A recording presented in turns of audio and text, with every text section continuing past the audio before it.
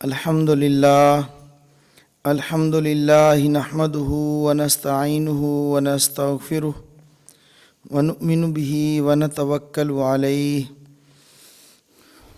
ونعوذ باللہ من شرور انفسنا ومن سیئات اعمالنا من يهده اللہ فلا مضل له ومن يضلل فلا هادی له ونشهد أن لا إله إلا الله وحده لا شريك له ولا مشير له ونشهد أن سيدنا ومولانا محمدا عبده ورسوله أما بعد فأعوذ بالله من الشيطان الرجيم وَإِذَا سَأَلَكَ عِبَادِي عَنِّي فَإِنِّي قَرِيبٌ أُجِيبُ دَعْوَةَ الدَّاعِ إِذَا دَعَانِ صدق اللہ العظیم وصدق رسولہ النبی الکریم ونحن على ذلك لمن الشاہدین والشاکرین والحمد للہ رب العالمین۔ اللہ جل جلالہ خالق اور مالک ہیں، اللہ جل جلالہ غنی ہے اور اللہ کی ساری مخلوق محتاج ہے، خصوصاً انسان محتاج ہے ہر ایک چیز کا۔ اس کو بہت ساری ضروریات ہیں جو انسان کے ساتھ لگی ہوئی ہیں۔ صحت انسان کی ضرورت ہے، دولت انسان کی ضرورت ہے، عزت انسان کی ضرورت ہے، بیماریوں سے بچنا انسان کی ضرورت ہے، رہائش کے لیے گھر، پینے کے لیے پانی، کھانے کے لیے کھانا، گویا کہ 24 گھنٹے انسان ضروریات کے ساتھ بھرا ہوا ہے۔ دن اور رات انسان کی بہت زیادہ ضروریات ہیں، بچپن سے لے کر لڑکپن تک، لڑکپن سے لے کر جوانی تک، جوانی سے بڑھاپے تک، ایک چیز کو انسان کی ضرورت ہے۔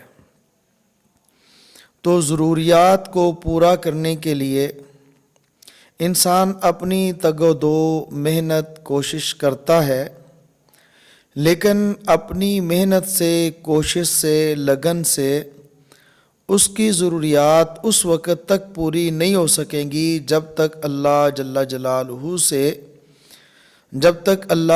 جلالہ کی طرف سے پوری نہ کی جائے۔ تمام ضروریات کو پورا کرنے والی ذات اللہ ہی کی ہے،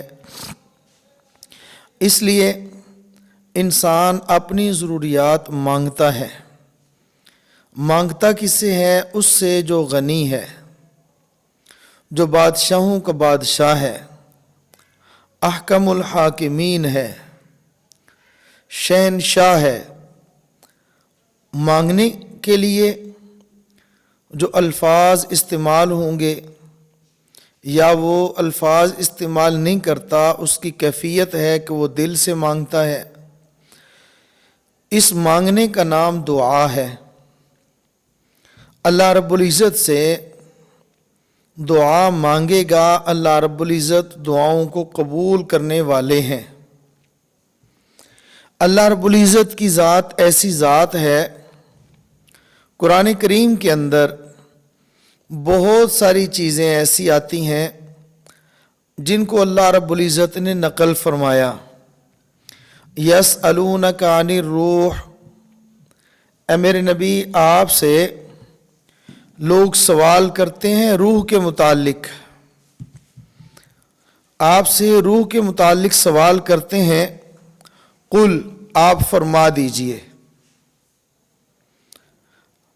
یسألونک عن المحیض، حیض کے متعلق سوال کرتے ہیں، قل آپ فرما دیجئے۔ یسألونک عن الاہلہ، آپ سے چاند کے متعلق پوچھتے ہیں، آپ قل کے ساتھ آپ فرما دیجئے۔ بہت ساری آیات ایسی ہیں جس کے اندر اللہ جل جلالہ نے اپنے پیارے پیغمبر حضرت محمد الرسول اللہ صلی اللہ تعالی علیہ وسلم سے خطاب فرما کر یہ ارشاد فرمایا کہ لوگ آپ سے پوچھتے ہیں، آپ ان کو بتلا دیں۔ ان کا سوال بھی بتلایا اور سوال کا جواب بھی بتلایا۔ سوال اور جواب کے درمیان نبی کریم صلی اللہ تعالی علیہ وسلم کو واسطہ بنایا۔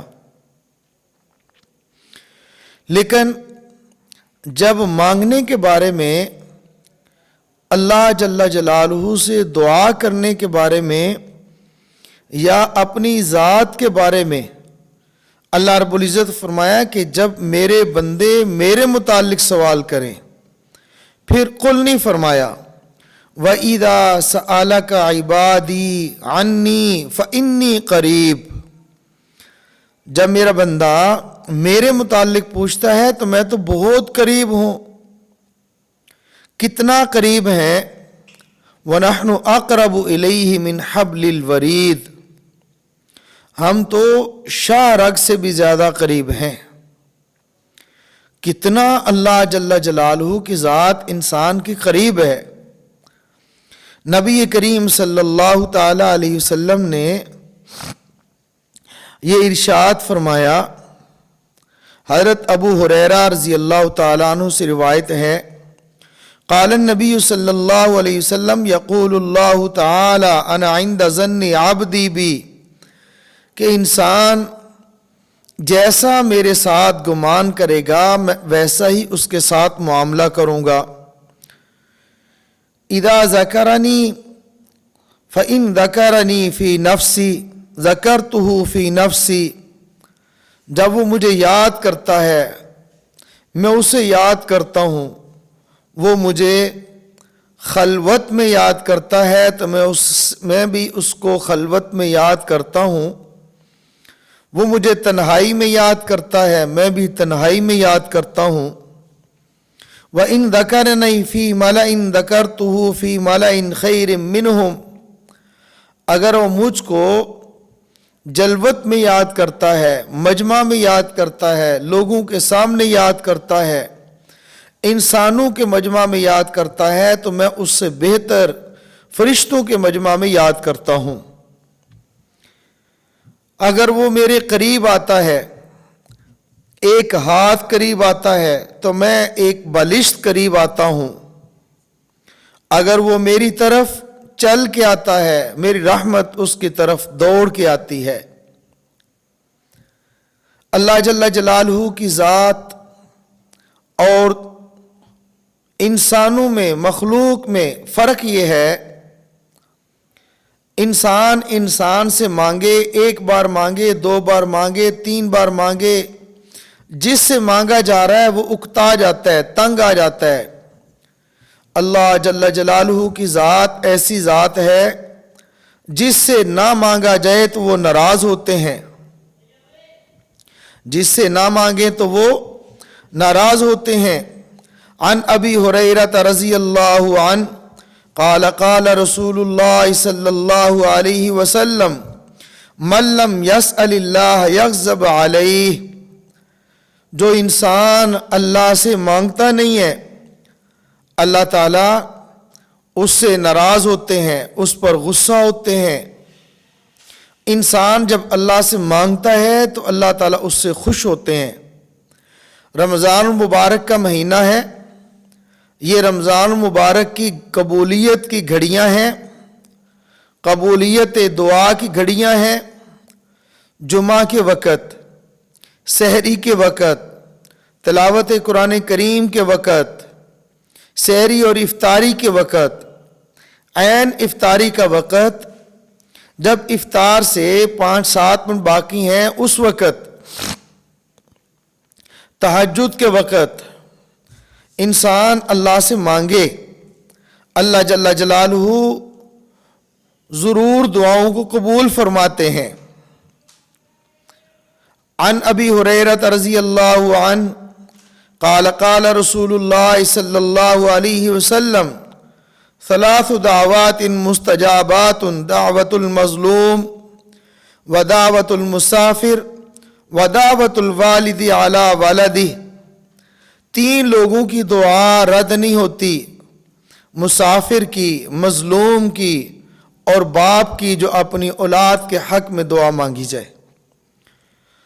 تو میرے عزیز دوستوں اور بھائیوں، میری ماؤں اور بہنوں، آپ سے یہ گزارش ہے کہ یہ رمضان کی گھڑیاں ہیں، اللہ جل جلالہ سے خوب مانگا جائے.